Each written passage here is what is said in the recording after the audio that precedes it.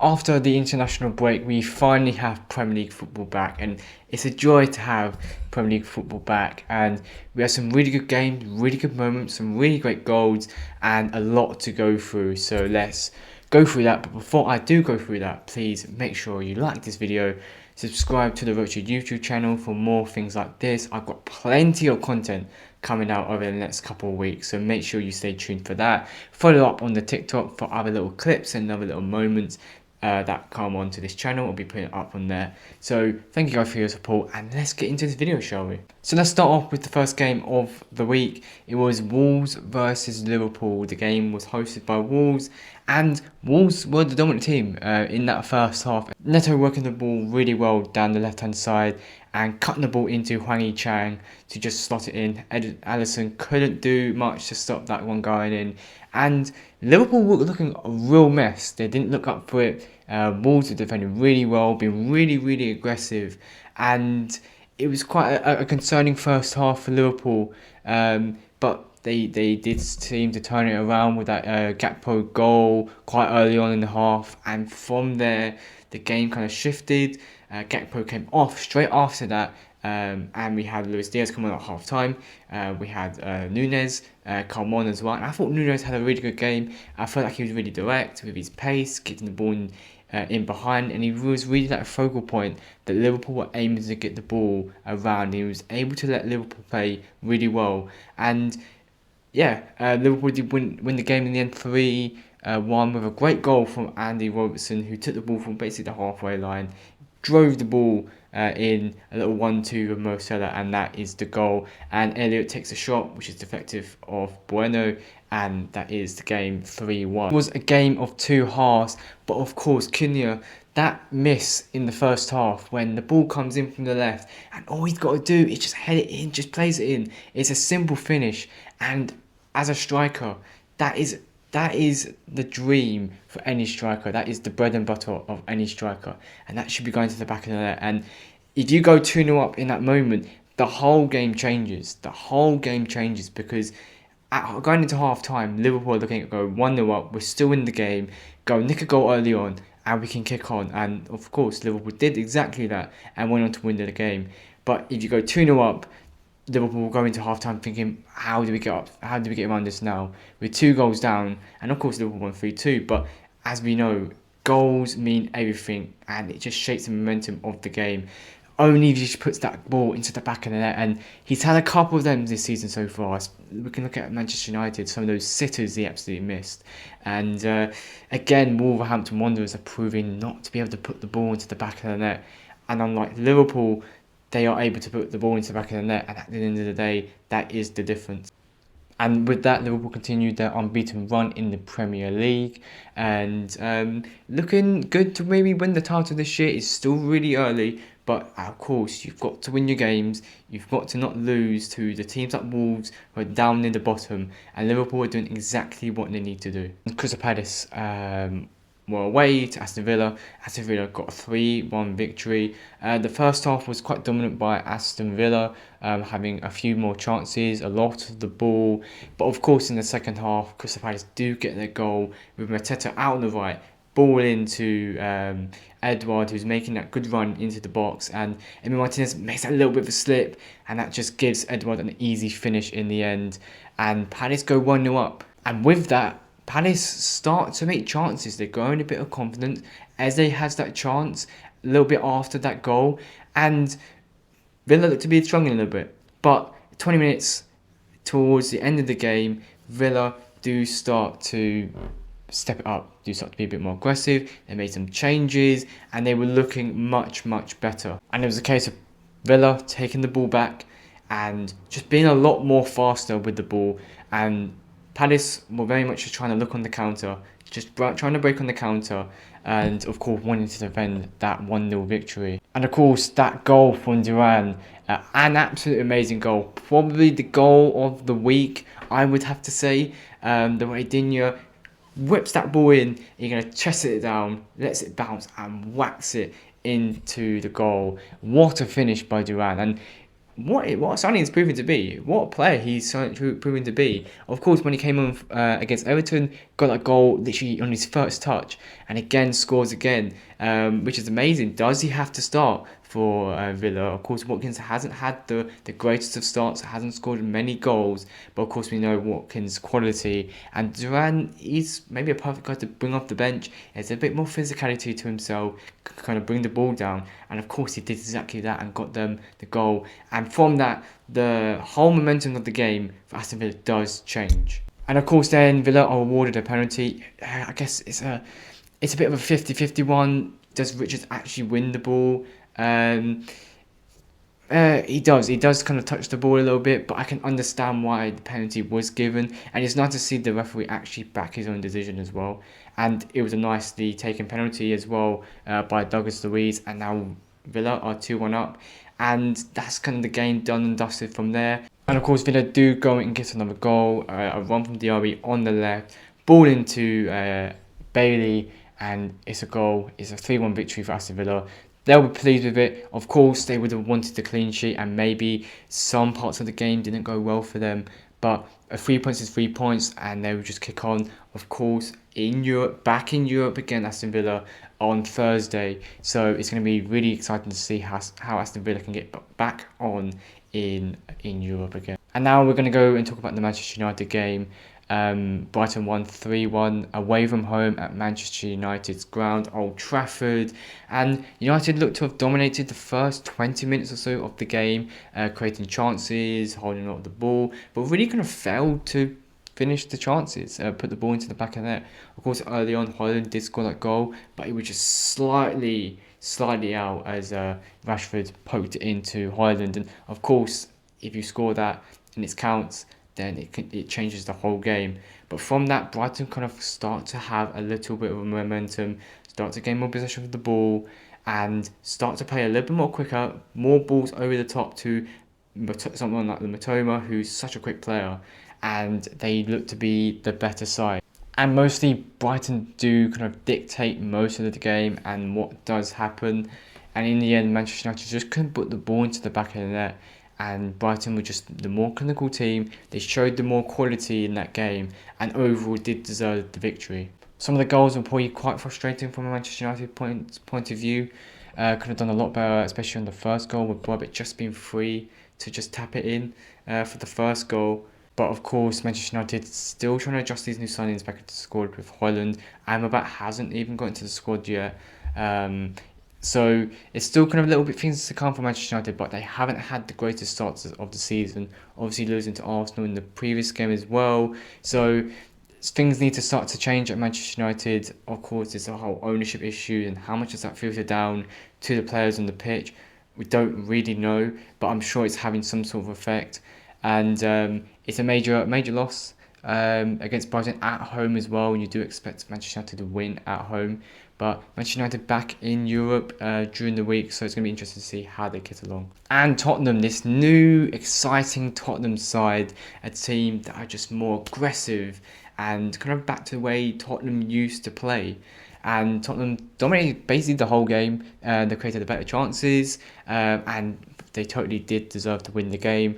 Sheffield United kind of got that goal a little bit lucky, and they looked to hold on. But then there was about 10 minutes of added time. No, it's 12 minutes. 12 minutes of added time, and that's all that Tottenham needed. Tottenham just needed 12 minutes to change the game around. I think Sheffield United did panic a little bit. And of course, the corner comes into the box. Richarlison heads it in, and that is 1-1. And all you're looking for Sheffield United is just to control the game, come out of that ground, the Tottenham Hotspur Stadium, and just come up there with a point. And that will be a good reward, and all that stuff. And they seem to panic a little bit, giving the ball away really cheaply. And all that gives is Kulusevski to then knock the ball into the back of the net. So overall, Tottenham are looking really, really good. And are they title contenders?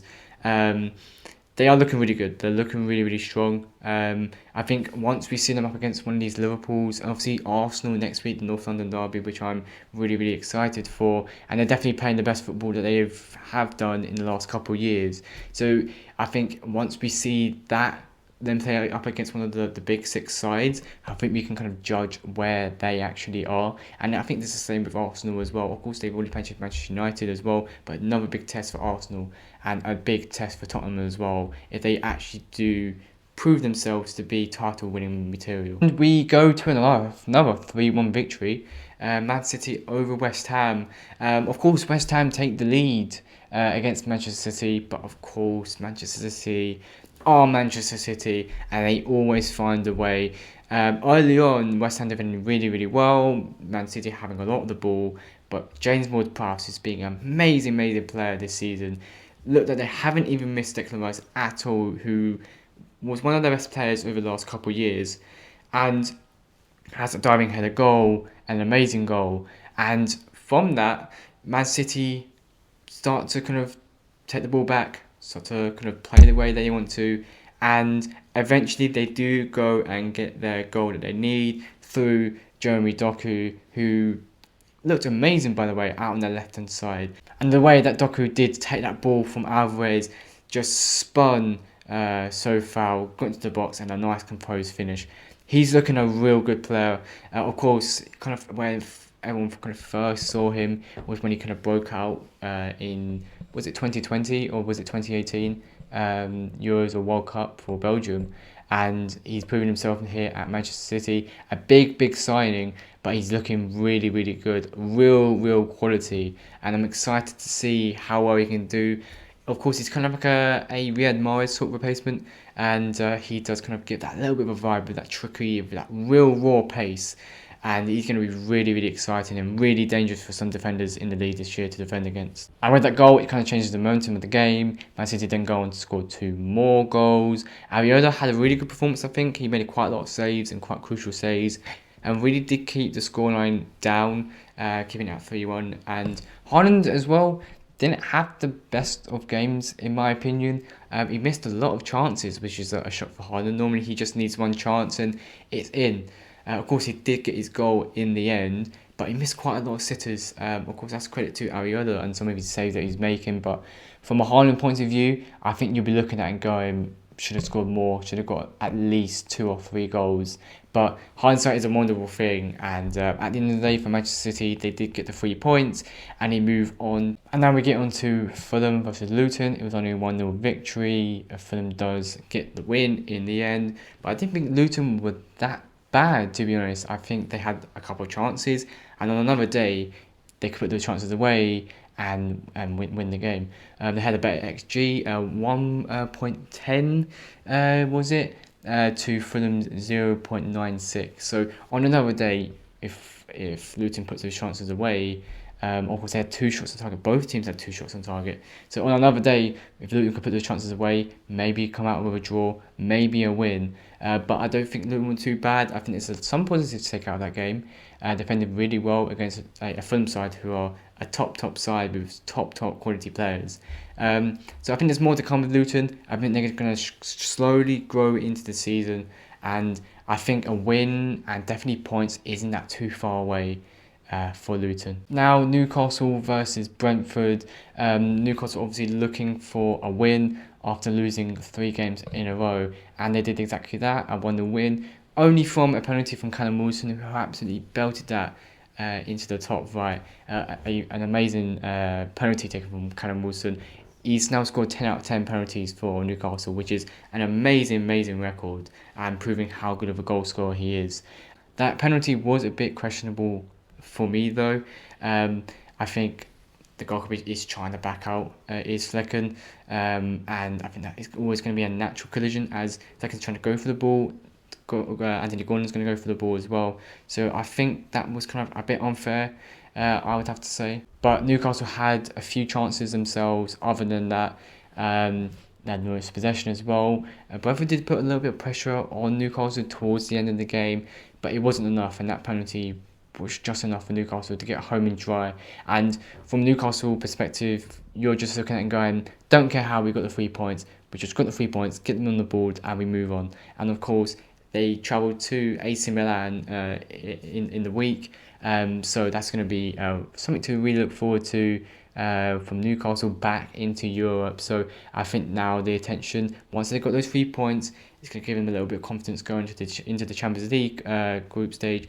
Bournemouth Chelsea was a boring 0-0. It wasn't actually that boring in the end. There was a lot of chances from both sides, kind of like an end-to-end game. Chelsea started off really well with a lot of the ball, but again, same old story. They just can't put the ball into the back of the net. I think Bournemouth grew into the game as Chelsea's players tired out.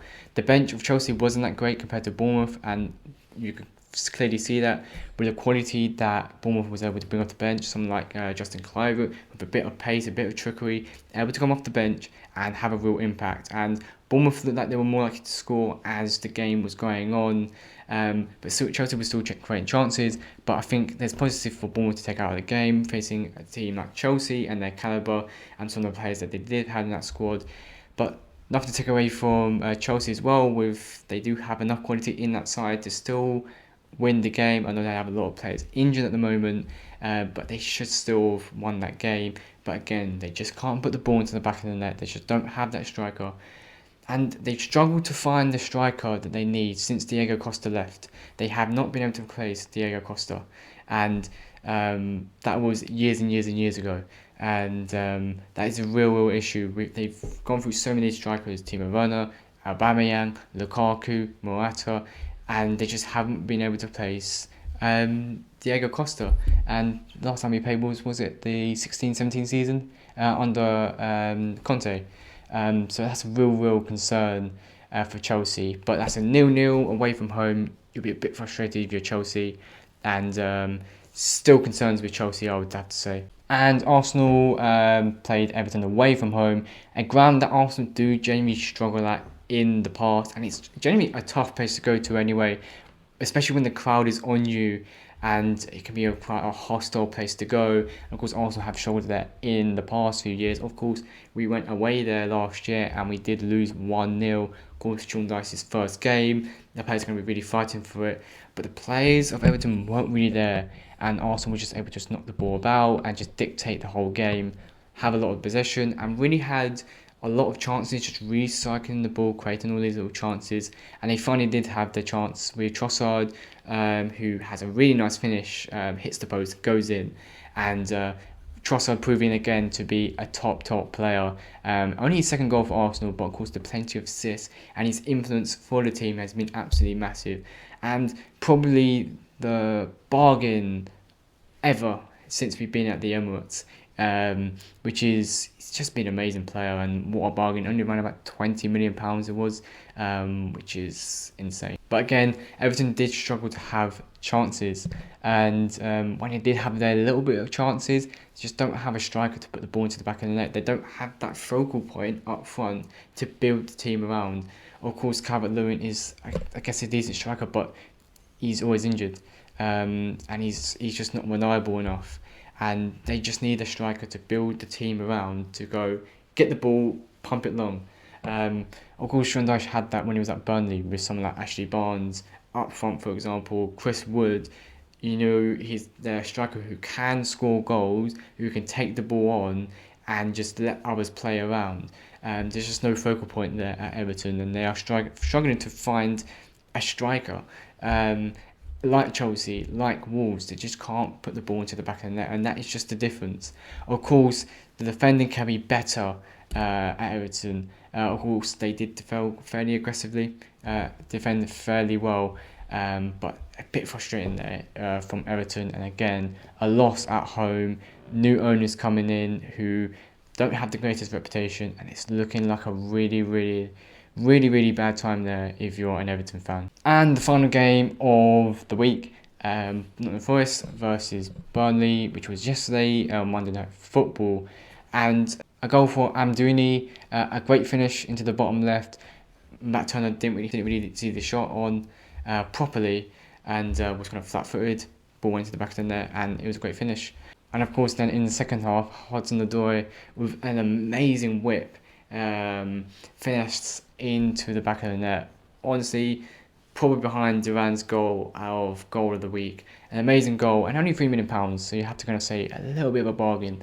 There's still a quality player there, although he didn't really do that well at Chelsea. But overall, I think both sides are still adjusting to the Premier League this season, with Forest and both Burnley having new players coming into the squad this season. So they're still adjusting, still getting used to playing with each other. And I think as the season goes on, like I said with Luton, I think they'll slowly get a little bit better. And I think both teams will be fine towards the end of the season. They both teams have quality to stay up this year, and I think both teams will be perfectly fine. And there we have it. Match week 5 is over. Match week 6 starts on Friday, so a preview will be coming out for that. But obviously, this is a review for match week 5. Now, what are your guys' thoughts on the previous match week? How do you think your team fared, and how do you think your team will fare coming into the next match week? And how do you guys think your seasons are going? I'd like to hear your thoughts in the comments down below. And of course, as I said, please like this video, subscribe to this channel for more content like this, and of course follow the TikTok for little content coming up on there. And I just want to say thank you again